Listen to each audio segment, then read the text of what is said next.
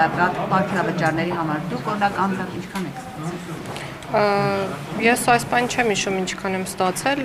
ընթացքում կհիշեմ կասեմ, բայց ամեն դեպքում այդ ինֆորմացիան գաղտնի չէ եւ դուք դրա մասին տեղեկատվությունը շատ բաց եւ հասանելի կարող եք տեսնել իմ տարեկան հայտարարագրում եւ առհասարակ խորհուրդ եմ տալիս բոլոր պաշտոնատար անձանց, բոլոր հայտարարու պաշտոնատար անձանց հայտարարագրերը ուսումնասիրել եւ այնտեղ տեսնել թե ով ինչքան աշխատավարձ եւ հավելավճար է ստացել։ Տեսեք Տիկին Գալյան, հիմա ասում են դուք թոշակները 10,000-ով անգամ խուսափում եք բարձրացնել եւ թոշակառուների ստացած գումարները այնքան չնչին, որ դրա ֆոնին նախարարների պարգևավճարները շատ բավականին բարձր են, ինչպես է արդարության սկզբունքը այստեղ աշխատել։ Ինձ թվում է կատարած աշխատանքի, դրա գնահատման, աշխատանքի ռիսկայնության գնահատման եւ մի շարք այլ համատեքստեր կան աշխատավարձի չափը որոշելու հարցում։ Կառավարությունը կարող էր գնալ շատ ավելի ռադիկալ որոշման եւ ապագայում կարծում եմ պետք է գնա այդ ճանապարհով, որ վերանայի պետական պաշտոն զբաղեցնող անձանց վարձատրության համապատասխան գործակիցները, բայց քանի որ դա կլիներ տևական process, այս պահին որոշում է կայացվել կառավարության կատարողականի, այսինքն աշխատանքների իրականացման ծավալի հիման վրա որոշակի տոկոսային հարաբերությամբ տրամադրել համապատասխան պարգևավճարներ, ընդ որում պարգևավճարները տրամադրվում են ոչ միայն ղեկավարներին, այսինքն կառավարության անդամներին կամ նախարարների տեղակալներին, այլ տրամադրվում են նախարարությանը, հաշվի առնելով յուրաքանչյուր կոնկրետ նախարարության առաջնահերթությունների կատարման ծավալը։ Ու այսինքն ասածս ենթադրում է, որ այդ պարգևատրումները ստանում է նաև նախարարության ամբողջ աշխատակազմը, ինչը կարծում եմ, որ շատ կարևոր քայլ է։ Մենք անընդհատ խոսում ենք աշխատավարձի սակավությամբ պայմանավորված կադրեր հայթայթելու խնդրի մասին, մենք անընդհատ խոսում ենք թափուր հաստիկների, աշխատանքները ժամանակին չհասցնելու, կատարել չհասցնելու մասին եւ մի շարք այլ խնդիրների մասին, որոնք կապված են կադրային խնդիրների հետ եւ ռեսուրսի սակավության հետ, ես կարծում եմ, որ սա քայլ է, որը մեծ գոհունակությամբ եւ երկար սպասման արդյունքում ընդունվել է նաեւ հանրային բոլոր ծառայողների կողմից եւ մեծ մոտիվացիոն ազդակ է, որպեսզի նրանք ել ավելի մեծ ջանասիրությամբ աշխատեն, ինչու եմ այսպես ասում, որովհետեւ աշխատանքի արդյունքը ուղիղ համեմատական է լինելու ստացած պարգևավճարի։ Ոչ մեկ որոշում չի կայացրել ուղղակի վճարել պարգևավճարներ, շատ երկար է կառավարության կողմից քննարկվել մեթոդաբանությունը եւ որոշում է կայացվել պատճառաբանված կերպով բաշխել պարգևավճարները կամ կարող ենք դա համարել աշխատանքի բարձրացում, որովհետեւ իրական տրամաբանությունը ու էությունը այդ կարգավորման ու կառավարության համապատասխան որոշման, որը ես այսօր տեսա, որ ասվում է հույժ գաղտնի է, բացարձակ գաղտնի չէ, հրապարակային է, սիրելի հայրենակիցներ, կարող եք ծանոթանալ դրա բովանդակությանը, որոշում է կայացվել, որ պատճառաբանված տարբերակով պետք է տեղի ունենա, կրկնում եմ գնահատելով յուրաքանչյուր նախարարության աշխատանքը։ Դուք կառավարությունը երկարացել մոտավորապես 7 միլիոն, եթե չեմ սխալվում, հարկերը հանած 6-ից 7 միլիոնի կարգի, բայց ճշգրտված կներկայացնեմ հայտարարագրում իհարկե, ընդ որում սա հավելավճար է, որը հանրության աչքին երևալու է որպես միանվագ գումար, որը տրամադրվել է օրինակ նախարարին իմ դեպքում, բայց սա ամբողջ տարվա աշխատանքի դիմաց ես համարում եմ որպես վարձատրություն։ Այսինքն շատ չեք համարում այդ 7 միլիոնը։ Կարծում եք նորմալ է Հայաստանում։ Գիտեք, նախարարների եւ նրանց աշխատակազմերի նախ հստակ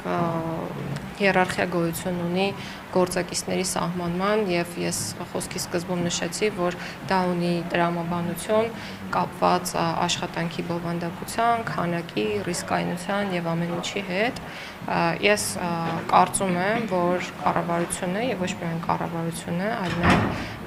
դատարանները, իրավապահ համակարգի ներկայացուցիչները, նաեւ ինչու ոչ օրենսդիր մարմնի ներկայացուցիչները կատարում են այնպիսի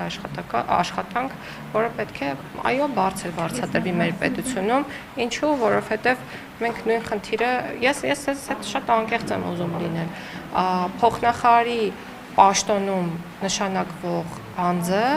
եղել է իրավիճակ, երբ ուղղակի հրաժարվել է հաշվի առնելով աշխատավարձը, որովհետև որոշ այլ մարմիններում, այդ թվում կառավարության ենթակա մարմիններում այսօր վարչության պետերը ստանում են ավելի բարձր աշխատավարձ, քան կարող է ստանալ փոխնախարարը։ Եթե այսքան անկեղծացա, իմ մասին էլ ձեզ մի բան պատմեմ, գլխավոր դատախազի տեղակալի պաշտոնից հետո, երբ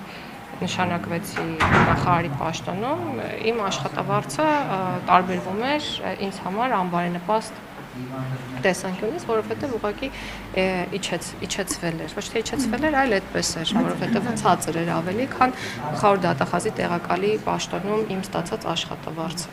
Բայց ես իմ ռիսկերը գնալ իհարկե կարող էի եւ բոլոր ստանան ձեր ուզած աշխատավարձը, չէ՞ որ երկրի վիճակը, պետբյուջեն, թոշակները այնպես են, դուք ինձ ընդհատեցիք։ Համարժեքությամբ Դուք ինձ ընդհատեցիք։ տրված։ Դուք ինձ ընդհատեցիք։ Ցանկալի չէ։ Ես շարունակում էի միտքս ասելով, որ կարող էի չընտրել նաև նախարարի պաշտոնը, բայց ընտրեցի հաշվի առնելով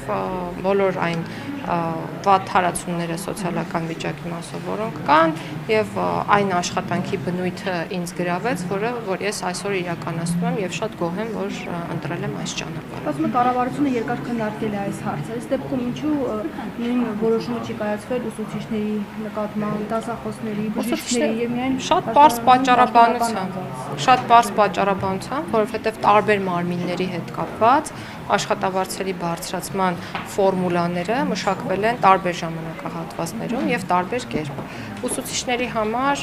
գործարկվել է ատեստավորման համակարգը, որի արդյունքում մեր երկրում կան հարյուրավոր ուսուցիչներ, որոնք 500,000 դրամ եւ ավել աշխատավարձ են ստանում, եւ եթե ես չեմ սխալվում, կառավարության վերջին նիստերից մեկում վարչապետը նույնիսկ խոսեց ուսուցիչների մասին, որոնք փոքրաթիվ են,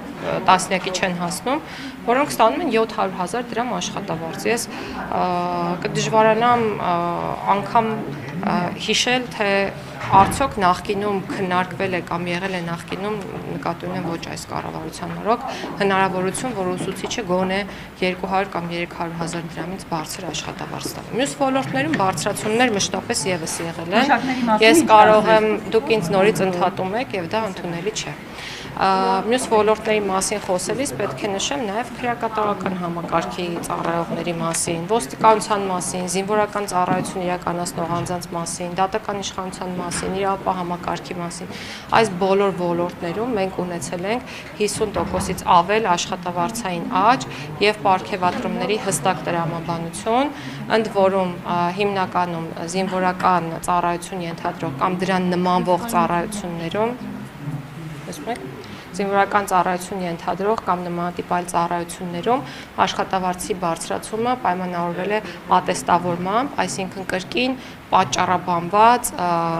հիմնավորված որոշումների կայացման համատեքստում է եղել աշխատավարձի բարձրացումը։ Ատեստավորումը անցել է դրական շեմով, աշխատավարձը բարձրացվել է համապատասխան ծառայողի, չի անցել, չի բարձրացվել։ Բայց այս տրամաբանությունից զատ բոլոր իմ կողմից նշված ծառայություններում գոնե թե մեկ անգամ,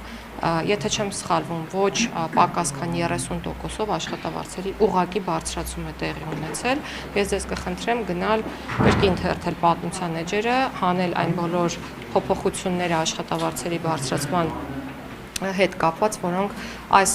կառավարության մանդատը ստանձնելուց հետո տեղի են ունեցել եւ ես ձեզ վստահեցնում եմ, որ պետական բոլոր օղակներում դուք փոփոխությունները կտեսնեք։ Հիմա մի ճշտում է, ձեր ստացած գումարները աշխատավարձի բարձրացում էր, թե պարգևավճար հավելացում։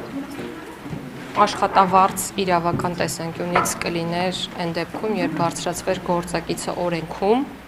եւ ես իմ խոսքի սկզբում նշեցի, որ շատ ավելի լավ կլիներ, որ այդպես լիներ, բայց դա կլինի ապագայում, ես հուսով եմ, որպեսզի իրավական տեսանկյունից օրենքի հիման վրա փոխհատուցումը համարվի հենց աշխատավարձ։ Այս պահին պարգևավճարի մասն է խոսքը, բայց դա փաստահեն եղանակով նշեցի, որ համարվում է աշխատավարձի դիմաց հատուցում, ներողություն, աշխատանքի դիմաց հատուցում, կարող եք դա համարել աշխատավարձ, ինչու, որովհետև դա տրամադրվում է գնահատելով կոնկրետ նախարարության աշխատանքը։ Շատ լավ, փաստորեն դուք լավ նկատի ունեմ կառավարության անդամները լավ աշխատանք